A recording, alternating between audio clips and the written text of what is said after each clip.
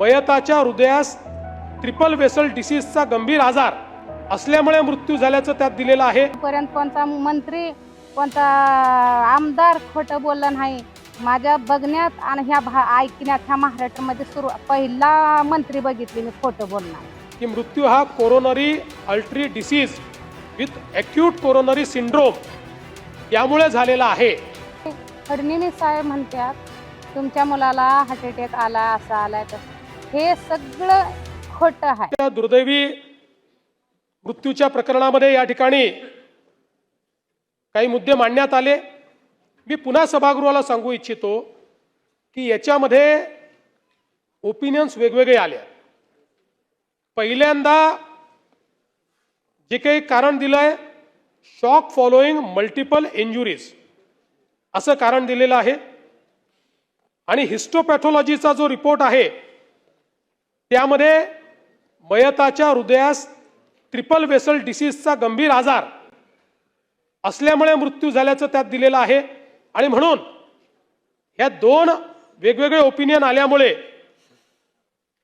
मृत्यूचं निश्चित कारण काय आहे याकरता हे दोन्ही रिपोर्ट हे जे शासकीय महाविद्यालय व रुग्णालय मुंबई येथे पाठवण्यात आले आणि त्यांचा अभिप्राय घेण्यात आला। त्या अभिप्रायामध्ये त्यांनी आता दिलेला अभिप्राय असा आहे की मृत्यू हा coronary artery disease with acute coronary syndrome यामुळे झालेला आहे।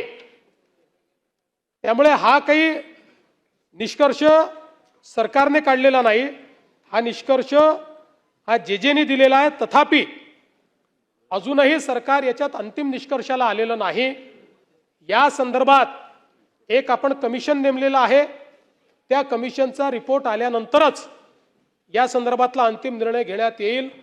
पण मी एवढंच आश्वस्त करतो की सोमनाथ सूर्यवंशी यांच्या या मृत्यूच्या प्रकरणामध्ये कोणालाही पाठीशी घालण्याचा शासनाचा विचार नाही। माझ्या मुलाला कसलाच आजार नव्हता, माझ्या मुलाला कसला आजार नव्हता, इंजेक्शन नव्हतं ना, कुठल्याच आजूपर्यंत कुठल्याच दवाखान्यात नेलेला नाही। माझा मुलगा एकदम चांगला होता। 3 वर्षापासून इथे शिकायला होता परभणीमध्ये। ज्या टायमाला संविधानाचा विटंबना केला त्या टायमाला संविधानाचा विटंबना केला त्याला तोडफोड करणाऱ्याला चांगलं ठेवल्यात आणि संविधान वाचवायला जाणाऱ्याला माझा मुलगा वाचवाय गेला म्हणून माझ्या मुलाला त्यांनी अटक केले। मला अटक केल्यापासून कसलीच माहिती दिलेली नाहीत। त्यांनी माझ्या मुलाला कोठडीमध्ये 4 दिवस ह्यांनी मारहाण करून हाणामारी करून माझ्या लेकराचं ह्याने खून केले त्या पोलिसांनी। आणि सभेमध्ये फडणवीस साहेब म्हणतात तुमच्या मुलाला हार्ट अटॅक आला असा आलाय तसं, हे सगळं खोटं आहे आणि धडधडीत खोटं बोलतात फडणवीस साहेब। धडधडीत खोटं बोलून असं दाबादाबी करायचा त्यांचा विचार आहे साहेबाचा, फडणवीस साहेबाचा। परंतु माझ्या ह्या संविधानाच्या मार्गावर आम्ही चालणारे गरीब आहोत, संविधानाच्या मार्गाने चालणार आंबेडकर साहेब आहेत म्हणून आम्ही तुम्ही न्याय दिला नाही म्हणून आम्ही कोर्टाला धाव घेतला, कोर्टाला गेला, कोर्टाने आम्हाला न्याय दिले, जज साहेबांनी न्याय दिले। 8 दिवसाच्या आत गुन्हेगाराला अटक करा म्हणून त्यांनी आदेश दिले। हे फडणवीस साहेब आदेशाचं पालन करत नाहीत, कोर्टाचं पालन करत नाहीत। 8 दिवस उलटून गेले आदेश येऊन अटक करा म्हणून सांगून हायकोर्टानं आम्हाला आदेश दिलेला होता। ह्याचं सरकार जर पालन करत नाहीत मग आदेशाचं करते कोण पालन? आणि धडधडीत खोटं बोलतात। जावा नागपूरला जावा, चेन्नईला जावा, बेंगळूरला जावा, प्रत्येक राज्यातून एक रिपोर्ट आणा आणि सोमनाथाचं दाबादाबी करा आणि शांत मग बस चालतावा तुम्ही। एक गरीबाचं लेकरू गिळून एक माझं लेकरू वकील होणार होता, कायद्याचं शिक्षण घेणार होता, संविधानाच्या मार्गावर चालणार होता, बाबासाहेबाच्या संविधानाच्या हे मार्गावर चालणारं माझं लेकरू, वकील होणारं लेकरू माझं कायद्याचं शिक्षण घेत होता। म्हणून तुमच्या पोलिसांनी पकडून माझ्या लेकराला डांबून मारून खून केले आणि खोट्या तुम्ही सभेमध्ये खोटे बोलताय तुम्ही। प्रत्येक वेळेस तुम्ही विधानसभेमध्ये हेच बोलताय तुम्ही खोटच प्रत्येक वेळेस, डुप्लिकेट रिपोर्ट बनवून आणता।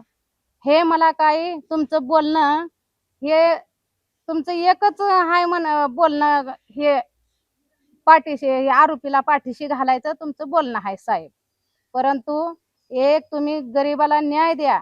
एक बहीण म्हणून तुम्ही म्हणलाय ना, लाडकी बहीण, ह्याच्या ह्याच्या मार्गावर तर चला. संविधानाच्या मार्गावर चालणारे माणसं आधी कसंच खोटे बोलत नाहीत, परंतु आजपर्यंत कोणता मंत्री, कोणता आमदार खोटं बोललं नाही. माझ्या बघण्यात आणि ऐकण्यात ह्या महाराष्ट्रामध्ये पहिला मंत्री बघितले मी खोटं बोलणार सभेमध्ये. आणि तुम्ही कुणाच्या आदेशावर गेलो का, कोर्टाच्या आदेशावर गेलो का खोटं रिपोर्ट आणायला, बनावटी रिपोर्ट आणायला? का आई म्हणून माझा आदेश घेतलो तुम्ही जे हॉस्पिटलला जाऊन खोटे रिपोर्ट बनवून आणलाय, डुप्लिकेट रिपोर्ट आणताय आणि सभेमध्ये प्रत्येक वेळेस खोटं बोलताय तुम्ही धडधडीत. हे संविधानाला कलंक लावायचं बोलणं आहे तुमचं. आणि संविधानाला कलंक लागणार पण आहे आणि ह्या महाराष्ट्राला पण कलंक लागणार भाषा आहे मुख्यमंत्री साहेबाचं. हे कधीच हे भारत बी आणि हे महाराष्ट्र बी खपून घेणार नाही आणि जनता बी खपून घेणार नाही खोटं बोलणं. खरं बोला आणि खरं बोलून आम्हाला न्याय द्या.